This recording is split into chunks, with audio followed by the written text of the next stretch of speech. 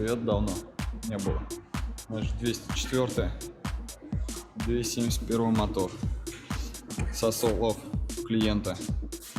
Звезды тарахтели и перестал автомобиль запускаться. Ну, начинаем дефектовочку. Начнем с съема клапанной крышки. Как бы, ну, здесь все понятно, да? Первый цилиндр. Второй цилиндр.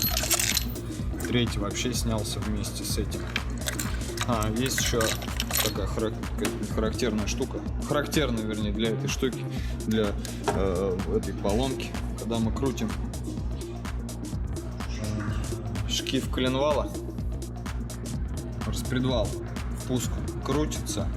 Судя по звуку, выпуск тоже крутится, но звезда мне показалось, как будто своей жизнью живет. Сейчас снимем, все это посмотрим. Такая красненькая.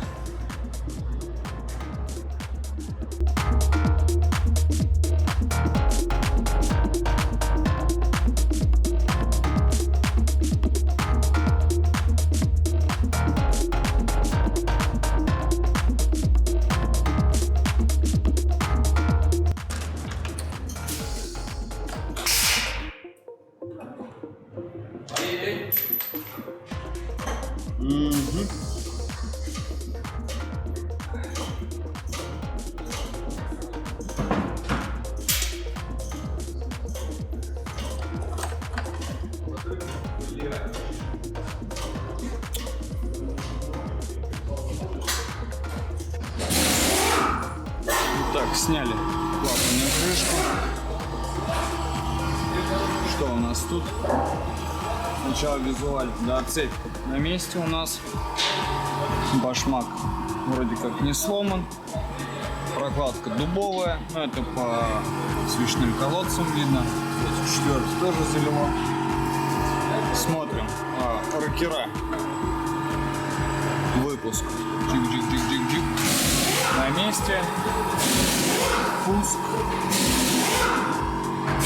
Вот тоже весь на месте, все стоит. Так. Что же произошло? Вот мы сейчас посмотрим.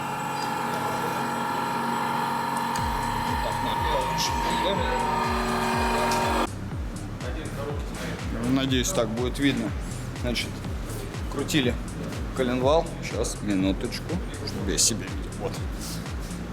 Покрутили коленвал немножко, да, вот у нас цепь начала провисать. Давайте дальше покрутим, посмотрим, что там происходит дальше. Вот щелкнула звезда, цепь натянулась. Дальше идем. Я кручу колено, щелкает натяжитель цепи, его слышно. При этом не тянет распредвалы. Говорит о том, что натяжителю шпонки он уже вывалился, значит он ходит туда-сюда, а он одноразовой фиксацией, то есть он вышел и должен потихоньку выдвигаться. Либо он полностью уже выдвинулся, потому что цепь у нас с километров стала, да. Начинаем дальше крутить. Свечи не выкручивал, потому что надо сначала там все это промыть, чтобы цилиндры не залить маслом. Раз, щелкнула опять звезда. Вот у нас. Опять провисла цепь. Значит, на данный момент мы видим, что замена системы ГРМ, то есть замена двух звезд, замена вот этой цепи, которую я, в принципе, сейчас даже снять могу, да, успокоителей боковых, а это даже не успокоители, а называются планки противососкальзывания, цепь, чтобы не выскакивала. Успокоитель верхней цепи, нижний мы уже дальше разберем, будет видно. И заглянем обязательно эндоскопом при такой ситуации. Человек ее крутил, машину, проверим заодно клапана. Ну и так фон посмотрим, не фон, а стенки цилиндров. Вот это будет, соответственно, дальше. Давайте сейчас попробуем выставить ОТ. В принципе, увидим, сколько у нас ушло в градусах.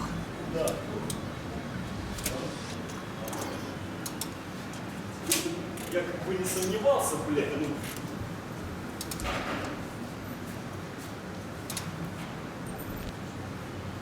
Еще спрашиваю.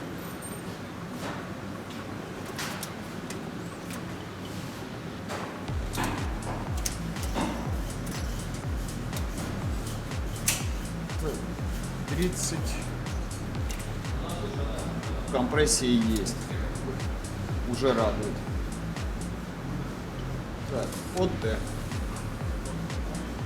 Обе звезды у нас находятся не по меткам, а смещены позже. Даже планку ставить не буду, сейчас покажу. Поставили ОТ. Сейчас как-то так. Не очень видно, но поверьте мне, да. И вот, соответственно, у нас получается позже и тут позже.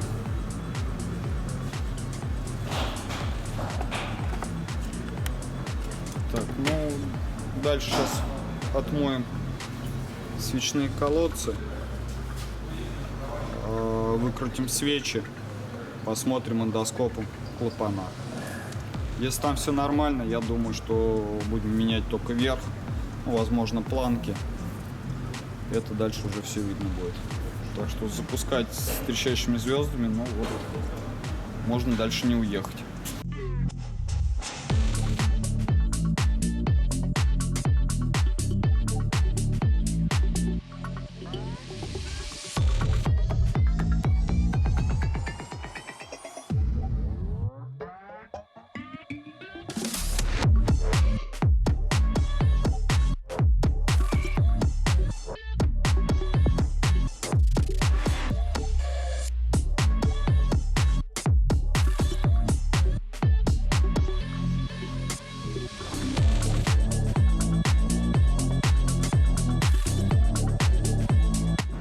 Итак, замыли все с 5-го раза, наверное.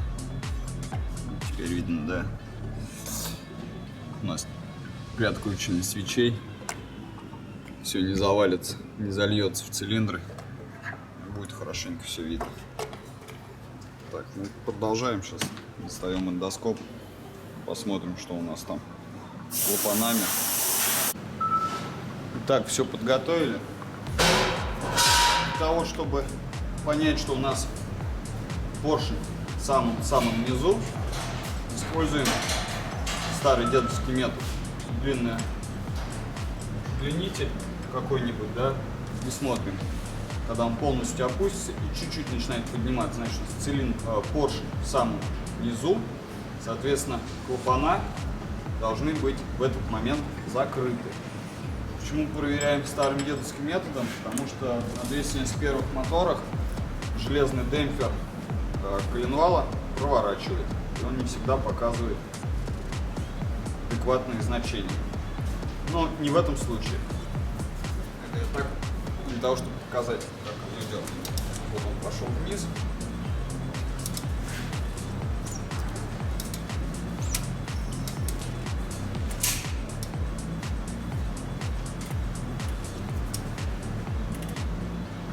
Еще опускается. Вот сейчас где-то тут. Все, он встал. Чуть-чуть проворачиваем, а он стоит на месте. Значит, он у нас уже в нижней точке. Достаем. И смотрим, что же у нас там.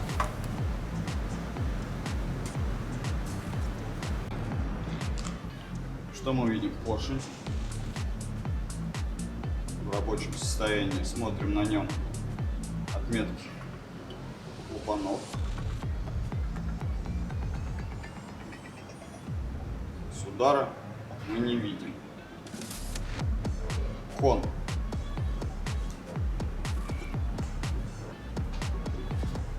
Хон присутствует.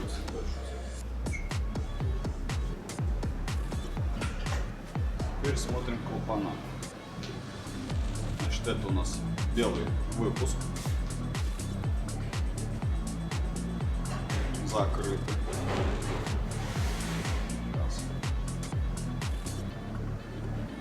Пуск. что закрыты. Отсюда делаем вывод, что удара, скорее всего, не было. И когда происходит удар, вот эта нагар на клапане белый, который, он ну, осыпается, видно пятно контакта. В данном случае мы этого не видим. Итак, сняли генератор. За генератором его обязательно снимать. Просто многие спрашивают, зачем его снимать. Вот здесь не очень видно будет, но за генератором находится пробка, заглушка натяжителя цепи. То есть мы снимаем, да, вот судя по моим тактильным ощущениям, пробка стоит глубоко, она должна вровень с крышкой быть. То есть сюда уже лазили и меняли цепь. В данный момент вот она у нас. Цепь. Сравним, какая она получается. Так, сейчас снимаем переднюю крышку, увидим болты. В принципе, когда буду прокручивать коленвал, будет еще более наглядно видно, как щелкают сами звезды. Продолжаем. Соответственно, видно, не видно. Торчат у него резинки. Сейчас фокус будет, не будет. Ну, в общем, у него герметичности нету. Машина 100% не греется. По трассе вообще должна падать. Вот, термостат, соответственно, тоже будем менять. Термостат будет фирмы Вахлер. Да. У кого-то там были сомнения. Нормально. Новички в Мерседесах. Да, вот чисто спиленный номер. Ну, прям видно затертость. Если присмотреться, даже в принципе и цифры видно. Фокуса нету. Ну, какая-то печалька. Ну, будет стоять.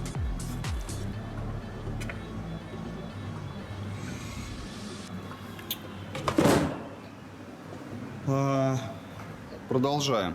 Сейчас мы его покрутим. Покажу, как оно ходит. Клапана не залипают. Я думаю, что они рабочие, но это мы снимем, еще посмотрим.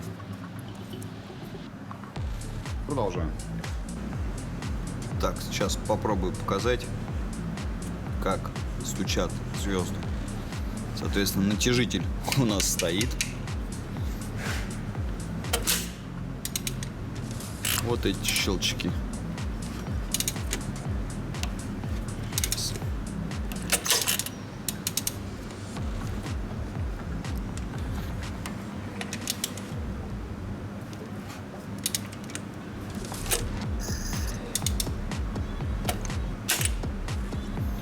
Звезда доходит, вернее, она запаздывает относительно распредвала.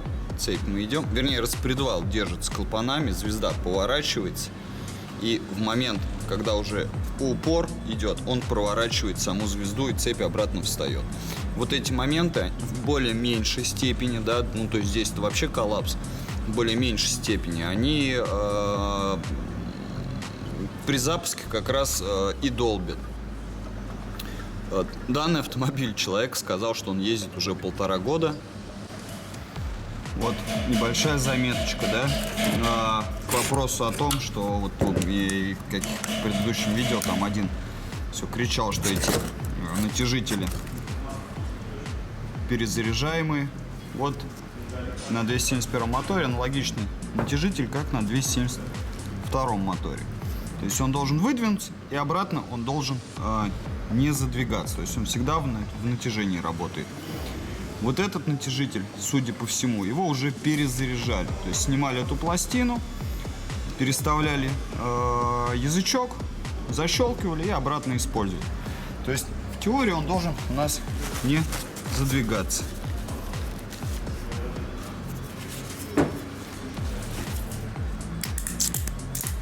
Вот он, перезаряженные натяжители. Так что рассказывать мне, что они не одноразовые, не надо. Прям Так, ну, с этим мы разобрались. Значит, махнули цепь. Вот я сделал отметочку. Новая цепь. Это уже старая стоит. Ну, вот здесь была новая, начало ее. Трын-дын-дын-дын-дын. Идет. И вот здесь вот меточка. Новая цепь заканчивается. То есть тут у нас получается, ну, 1,5, одно звено. Растяжка цепи. Вот. Соответственно, новая цепь на месте. Сейчас завальцуем, поменяем звезды и, в принципе, будет первый старт. Собственно, поменяли звезды, цепочку, новый натяжитель. Теперь все у нас крутится нежно, без всяких стуков, как в начале ремонта. Также вставляем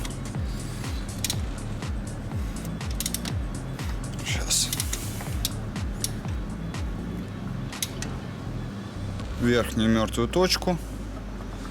Смотрим валы. Так, сейчас куда я дел? Без всяких подкручиваний, без всего. Ложится. Все в меточках стоит, как и должно быть. Так, а теперь любимая рубрика. Звезды 130 ньютонов тянем. Натяжитель цепи 40 ньютонов. Ну а дальше сейчас протянем, закроем натяжитель крышкой, ну и дальше начнем сборку. Так, концепция немножко поменялась. Собрал мотор, так как сроки, ну, привыкли придерживаться сроков. Значит, собрали, еще не запускал. Жидкость залили, масло есть, все проверили, все установили. Клапан вентиляции поменяли, тот заблокирован был, новый термостат. Как обещал, в любом случае моменты затяжки будут в конце ролика. Ну, основные я выделю, которые использовали. Сейчас давайте попробуем запустить и послушать.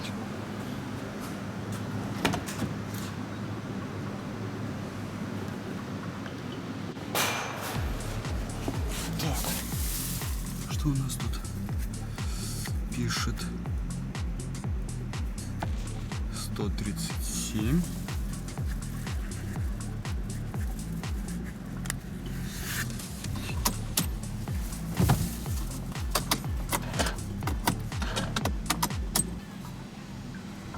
Угу. 65 дней.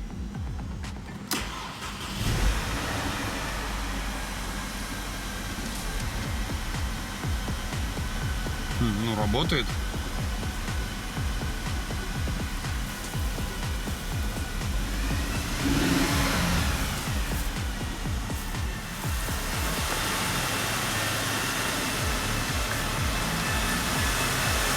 Собственно, на этом все. С ремонтом, значит, сейчас мы его греем, включаем диагностику, проверяем показания. Собственно, работает автомобиль корректно. Сейчас прогреваем, смотрим все течи, чтобы у нас все было нормально. Выставляем уровень антифриза, и машина готова к выдаче. В конце, повторюсь еще раз, будут основные моменты затяжки. На всем все. Спасибо за внимание.